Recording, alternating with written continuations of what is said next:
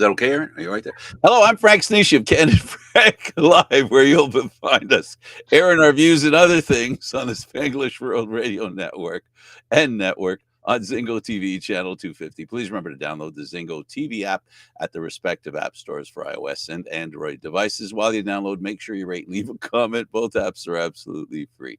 Zingo TV is available on Google Chromecast, Amazon Fire TV sticks, Roku sticks, and also on smart TVs 2016 forward. Now on Candid Frank Live, joining me is the quiet and understated Aaron William Freeland. How you doing, Aaron? I apologize, Frank. I was looking at my eclipse glasses.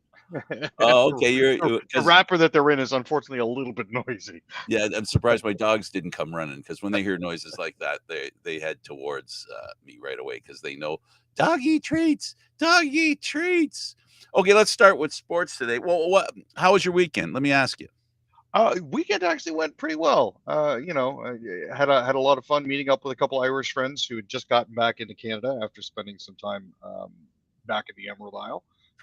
Caught a little bit of footy in the morning on Sunday, and now we're right back at her. Did you have an Easter egg hunt or anything similar to that? Nothing like that. I had dinner with the family, but other than Well, that, no Easter egg hunt. So you had Easter dinner. Yes. I had Easter dinner too. And how'd that go for you? We had ham. Yep, ham for us. Ham, green beans, and potatoes. That's pretty much it. Ham. I don't remember. Ham, potatoes. We had an orange salad with onions. Never had that before. That was interesting. Very interesting. Broccoli, and some other stuff like that. Yeah, it was good. It was we went to visit friends. Family lives too far away. And as they say, sometimes friends are closer than family. You can pick your friends, not your family. So there's a nice way to bring in April Fools, because, do I mean it or not? Is it just something? So you've been taken by any April Fool's stuff? I find it funny that this is the one day of the year where everybody fact checks. Yeah, no kidding.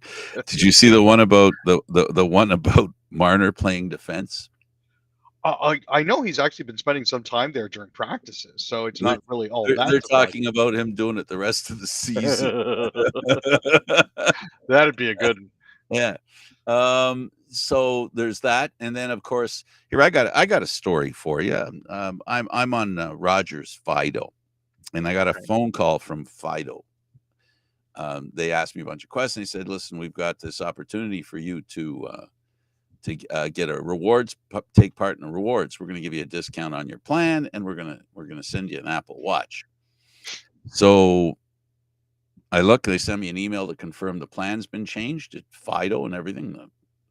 They changed the plan, and your iPhone 15 is on its way. I didn't order an iPhone 15, so we'll have to take it off there. So, because they called to see if everything was okay. And then I find out that they weren't even Fido. They were people who accessed my account on Rogers Fido. They were people who ordered an iPhone and were sending it to me. And the plan was, what I heard from Rogers, it's not the first time it's happened. It's happened before. And the Purelator guy that brought me the iPhone today, I said, I didn't order that phone. He goes, so are you returning that? I said, yes, I'm rejecting it. It's not mine. I don't want it. Don't give it to me. Send it back where it came from. Because I really don't know, other than that, the safest way to return something you didn't want and you don't want to pay for. It's very true. I mean, the other option is to walk it right back into a Rogers store. They won't take it. They won't. They won't. If it arrives by mail, it has to be returned by mail. Good to know. Actually, I wasn't aware of that. That's their policy. If it goes by mail, it has to come back as mail. So anyway, so I was thinking, we don't know what, every week, we put the garbage out, and we pick up, the dog's offering to us, the offering they leave us outside when we go out there with them. And I was thinking of gathering maybe a group of the offerings and maybe put it in a box, with and pretend that I don't know what's going on and send it to them as they want me to send it, right? I And think send them a little souvenir from the dogs. it's, Not the Fido, but to these scam artists. yeah, it's still a felony though. I You don't think you can send that through the can't mail. send caca by the mail? No? Oh. I mean, I personally wouldn't, but that's just me.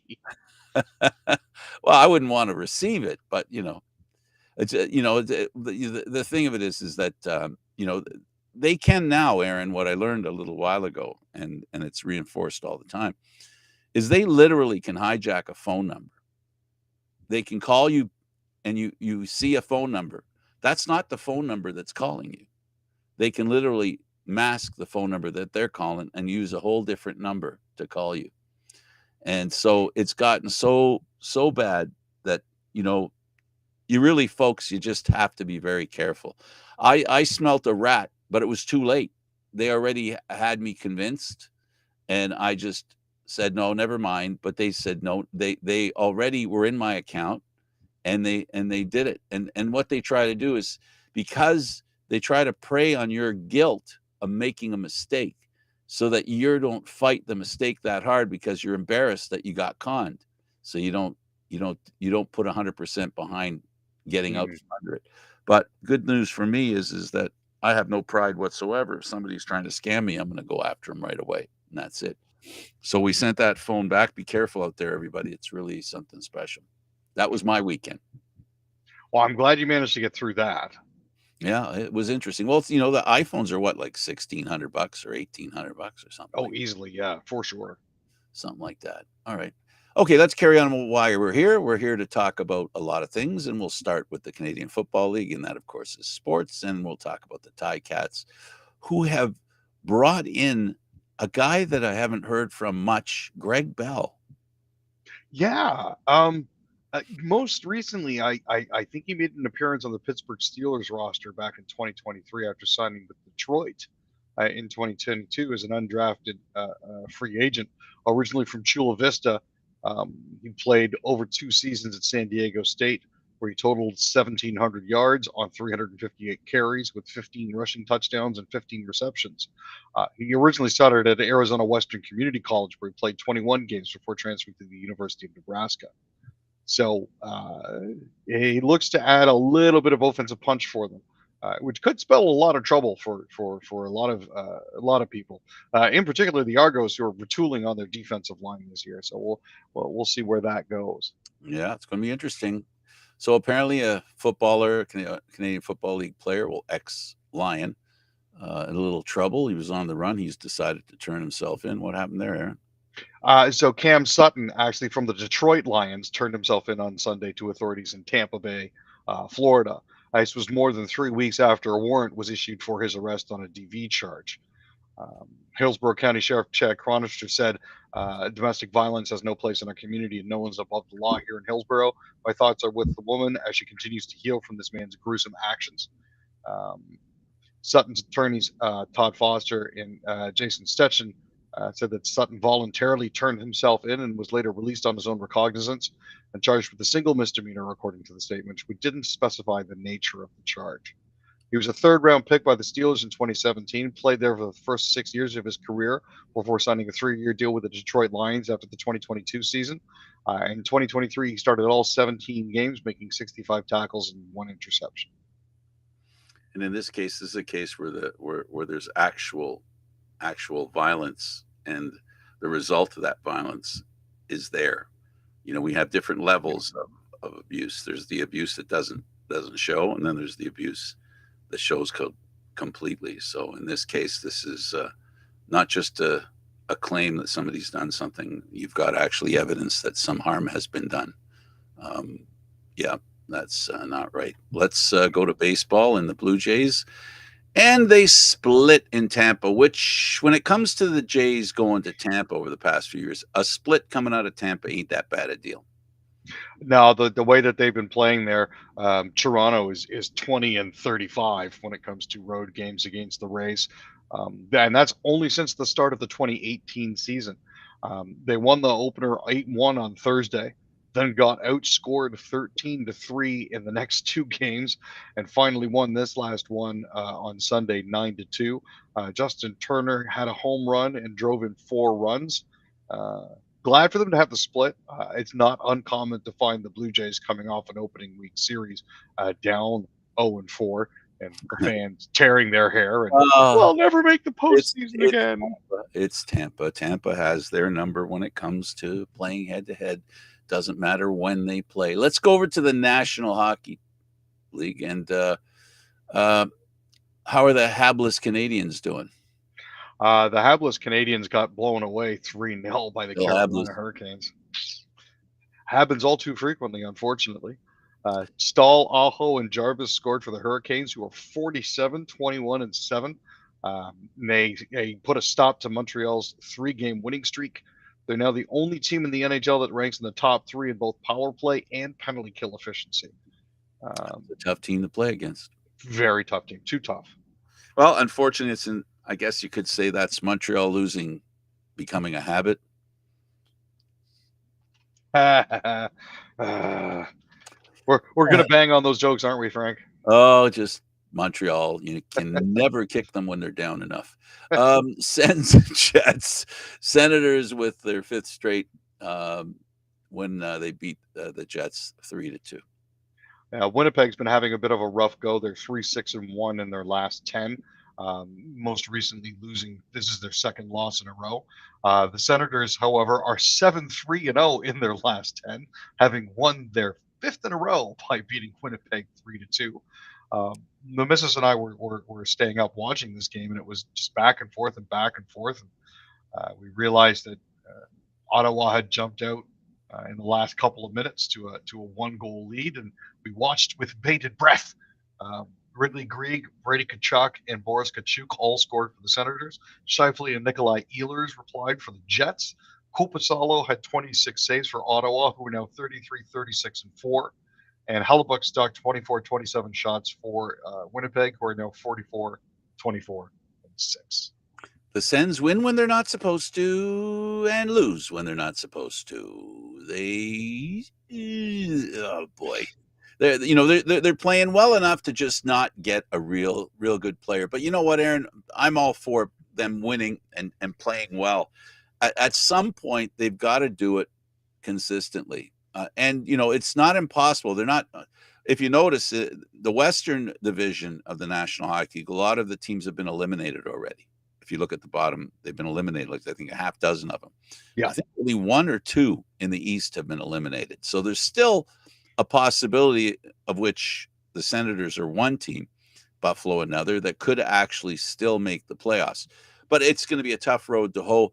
The Senators have a new ownership. The ownership at least seems to be one that wants to win. And the question now that we're going to get answered, first year they just new ownership now. We're going to find out how the result of their off season ends up impacting next year. The one thing that the Senators have done for years now is that they've created a hope and a belief that there's something going on. And I'm one of the people that's convinced that this is the year. This is the year. This is the year. Been saying it for 4 years. We'll see what new ownership can do, and if they can inspire that kind of confidence, but execute a plan that delivers. No, for sure. And at this point here, they are sitting at 70 points. Realistically speaking, with only 9 games left in the season, there's no earthly way they're catching up with anyone. So the fact that they've now won 5 in a row really doesn't help them. They could win another 5 in a row, and they still have to depend on other teams losing. And that's the problem at this stage and at this point and in this situation. I mean, as it currently stands, potentially speaking, the San Jose Sharks could get themselves up to 60 points. If the Sens lose every single game for the rest of the season, they're still going to finish 10 points in front of the San Jose Sharks. So, San Jose's dead last with 42 points. Chicago is second last with 49. The Ducks are 30th with 52 points. And then after that, there's a big jump to 60 points, which is where the Columbus Blue Jackets currently sit. And that's where the Eastern Division teams are, right? Yep. They're not that bad in the Eastern Division. Let's talk about the Flames and Kadri, ex-Leaf, helping his team, the Flames, to Yep, win. he had an almost Gordie Howe last night. He scored Calgary's first goal, assisted on the second, and then decked Mikey Anderson in front of Calgary's bench to sort of give them a little bit of a boost. Um, Pospisil, Coleman, and Mackenzie Weegar also scored for the Flames, who managed to put the brakes on a 5-game losing skid. Kuzmenko, fresh off coming over from Vancouver at the trade deadline, contributed a pair of assists, and Jacob Markstrom made 16 saves for the win. His teammates also coincidentally blocked 18 shots. So glad to see that they're getting that going for them. The Flames are 3-7-0 in their last 10 games. So they've been up and down. This is definitely part of, unfortunately, a downswing that they're trying to get out of. And the LA Kings, I think this is a bit of a surprise for them because the Kings are up in 14th place and are 6-4-0 in their last 10. Yeah, they're a team that they have done well. When they looked like they were retooling, like last year, they were a retooling team that made the playoffs. That's not a hard thing to do, but it's kind of rare. What isn't rare is McDavid piling on the points, and he continues to. 3 points, 2 goals and an assist, and the Oilers beat the Ducks 6-1. Now, this really shouldn't come as a surprise to anyone because, as I mentioned previously, the Ducks are mired down near the bottom of the league. They are 1-8-1 in their last 10. This is their 4th loss in a row. Edmonton is currently sitting pretty in the Pacific in second place behind the already clinched Vancouver Canucks with a 7-2-1 record in the last 10 and having won 3 in a row. Matthias Ekholm also had a goal and 2 assists for the Oilers. So it's good to see that they're distributing that around. It's not entirely the McDavid show. And with Hyman having cracked 50 goals this season, things are looking good.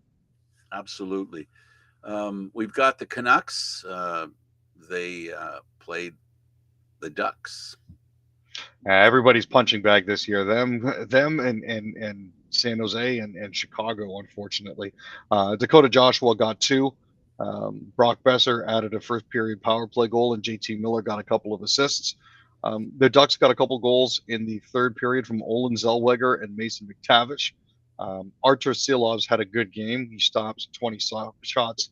This is actually the first game that he's played since March 6th of 2023. So it's been over a year since he's last seen NHL action. They also come to terms with Mueller. I'm referring to the Canucks on a 3-year deal. That's right. It's a 3-year entry-level contract. Mueller is a 21-year-old native of Cochrane, Alberta.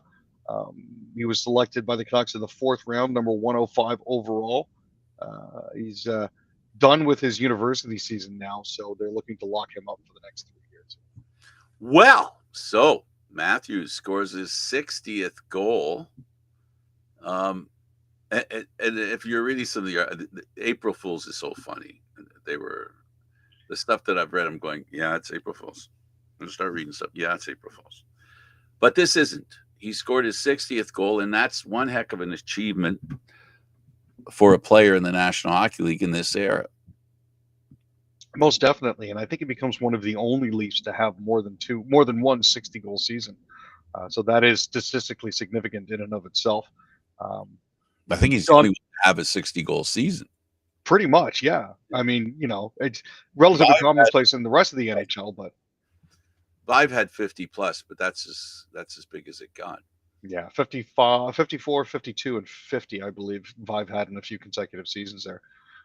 Tavares opened the scoring. It was actually his 1100th NHL game. Good for you. Nick Robertson also scored. This is important because Nick's been having trouble finding the back of the net and even staying in the lineup. So good on him. The kid line's been pretty good. Yeah, their fourth line has been kicking in as well. So that's statistically significant for them because they don't seem to get an awful lot of depth scoring. So it's always good to see. And of course, they beat the Sabres, and it was an interesting end to the game. Yeah, it was like somebody hit the tag team chaos button in WWE. All of a sudden, everybody was just jumping in. I'm wondering if at some point Sheldon doesn't just let Ryan Reeves off the chain and just tell him to wreck shop and have fun. Well, You know, he was the guy that finished the game. He was out there at the end of the game. So, all of a sudden, all that excitement and tempestuous behavior ended immediately when he was on the ice. It just, the message was sent. And this is one of those times where we can justify having a pugilist of reproach, beyond reproach, right? In this case, because essentially there are times when hockey teams take advantage of players who aren't as physically, don't have the physical prowess of some. And in this case, in this game, what we're seeing here, we talked about the Jays and Tampa. It's kind of the same thing with the Leafs and the Sabres, right? There was a time where the Sabres just won every time. The Leafs couldn't beat the Sabres.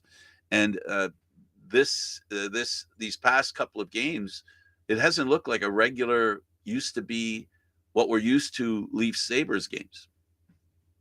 no, it's. I hesitate to say that the curse has been lifted, but I do Oh, believe there you that go. the Leafs have gone a significant way to figuring it out. I'm knocking on arborite just to make sure you're right. And then under the arborite is wood. And my dog's crying on the other side of the door. Do you miss me? I miss you too, honey. Oh, she's not saying nothing. That's the dog's name, by the way. Okay, let's do a couple of news stories. I know well, pick one that you feel we should talk about. So there was actually a rather significant event over the course of the weekend in Calgary. Um, as the pastor at the church said, resurrection is about affirming who we are. They called it the "Drag Me to Church" event on Sunday Uh, the 31st.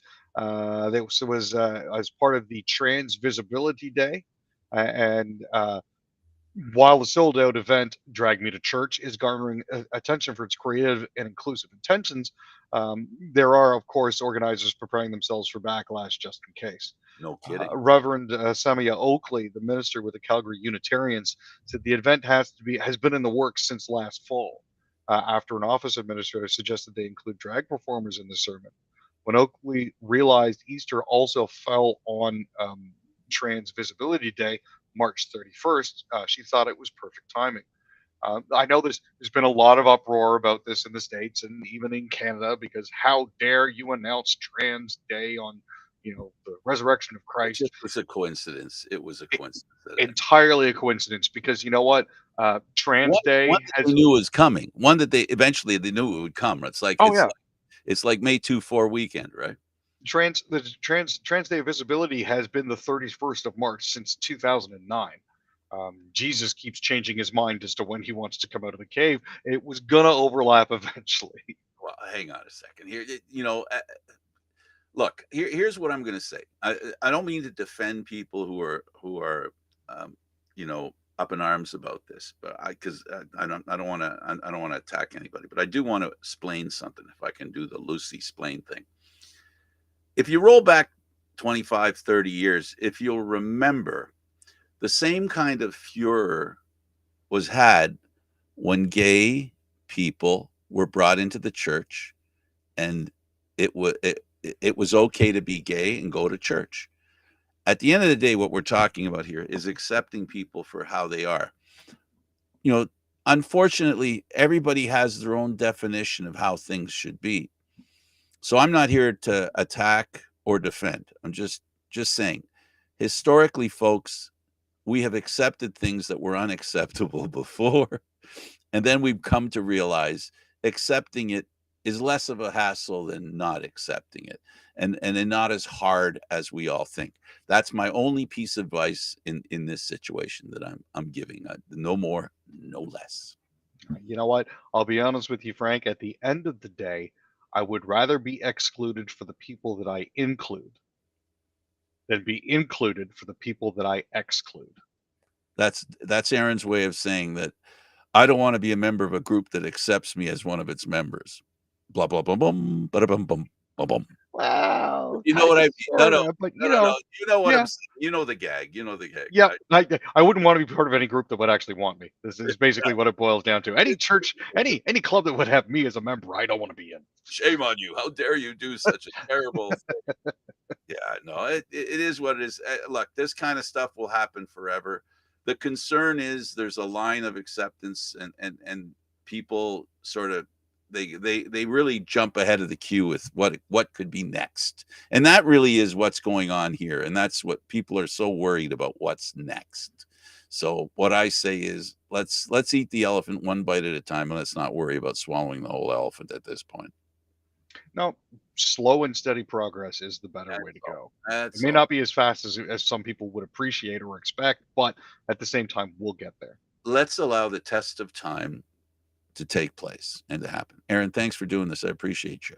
Okay, glad to be here, Frank. He's Aaron Will of Freeland. I'm Candid Frank Stanisci. Thank you for watching Candid Frank live here on Mondays, Wednesdays, and Fridays at 6 p.m. Eastern Standard Time. This show can also be heard on the Spanglish World Radio Network. For Candid Frank Live, other news, entertainment, and sports programming we offer, please check out spanglishworld.ca. Spanglish World. Watch it, hear it, read it, download it, and live it. Thanks for watching, everybody. Ciao for now.